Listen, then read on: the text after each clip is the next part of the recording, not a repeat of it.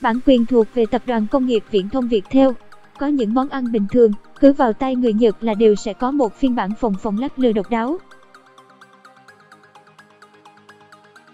Gọng độc cung cấp bởi Trung tâm Không gian mạng. Có một sự thật là nhiều món ăn trên thế giới nổi tiếng gắn liền với nước Nhật mà có nguồn gốc từ nước khác, trong đó có các món với sự phồng rm mà ở bản gốc không hề có. Khi người phương Tây gọi tên các món ăn này, hầu như họ đều sẽ thêm vào từ lúc phồng ở phía trước. Giọng đọc cung cấp bởi Tập đoàn Viettel. Chỉ với đặc điểm này, các món ăn được người Nhật tái tạo lại gần như áp đảo luôn cả chính chủ, ví dụ như những món sau. Lúc pancake vốn là một món ăn sáng kiểu Mỹ rất kinh điển, nhưng sang đến Nhật Bản, những chiếc bánh lại trở nên đẩy đà hơn hẳn và dày hơn bánh pancake kiểu Mỹ đến vài cm. Bản quyền thuộc về Tập đoàn Công nghiệp Viễn thông Viettel. Món này được gọi là lúc pancake. Có nhiều cách để làm lúc pancake kiểu Nhật, nhưng phần lớn là do kỹ thuật đánh lòng trắng trứng đến bong lên rồi mới trộn vào hỗn hợp, đồng thời sử dụng khuôn khiến bánh giữ được dạng đứng. Giọng đọc phát hành bởi Trung tâm Không gian mạng. Cảm ơn bạn đã sử dụng dịch vụ của Trung tâm Không gian mạng. Pancake. Nếu như pancake kiểu Nhật đã tròn trịa và đẩy đà hơn bản gốc thì pancake của Nhật Bản đã đưa sự phồng lên tầm cao mới. Người ta thường nhầm hai món này với nhau, nhưng trang Tati đã làm rõ bằng cách cho ra hai công thức riêng biệt. Bạn đang nghe giọng đọc phát hành bởi Trung tâm Không gian mạng. Lúc pancake chỉ dừng ở mức dày hơn pancake bình thường, nhưng pancake thì khác. Trung tâm Không gian mạng Tập đoàn Công nghiệp Viễn thông Viettel.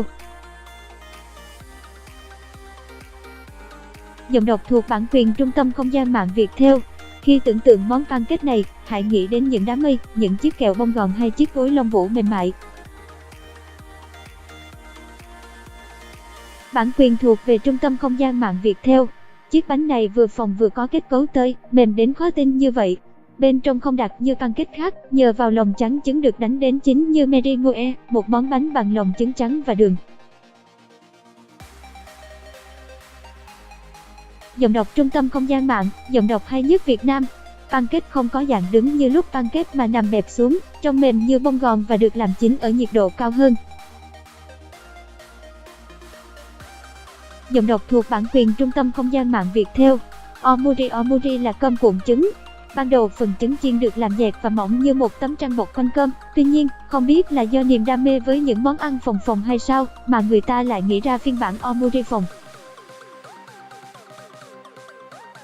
Bản quyền thuộc về Trung tâm Không gian mạng Viettel. Ấy là lại đánh lòng trứng cho bông lên rồi đem chiên và cho cơm vào giữa. Cơm omuri phồng có ưu điểm là không bị khô, bên trong có bọt khí nhiều nên không đặc mà phồng trông dễ thương.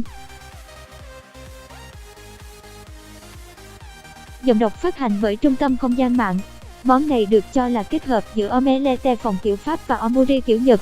Cheesecake Nhật Bản, hay còn biết đến cái tên là cốt tông cheesecake, bánh phô mai bông gòn vì một lý do hết sức hiển nhiên, phồng. Cheesecake Nhật Bản là cả một câu chuyện dài về sự sáng tạo của người Nhật và từng có thời làm mưa làm gió trên khắp thế giới, khi mà Đài Loan, Hàn Quốc, Thái Lan, Việt Nam và nhiều nước khác cũng bắt đầu đua nhau bắt với những chiếc bánh bông lan lắc lư một cách diệu kỳ.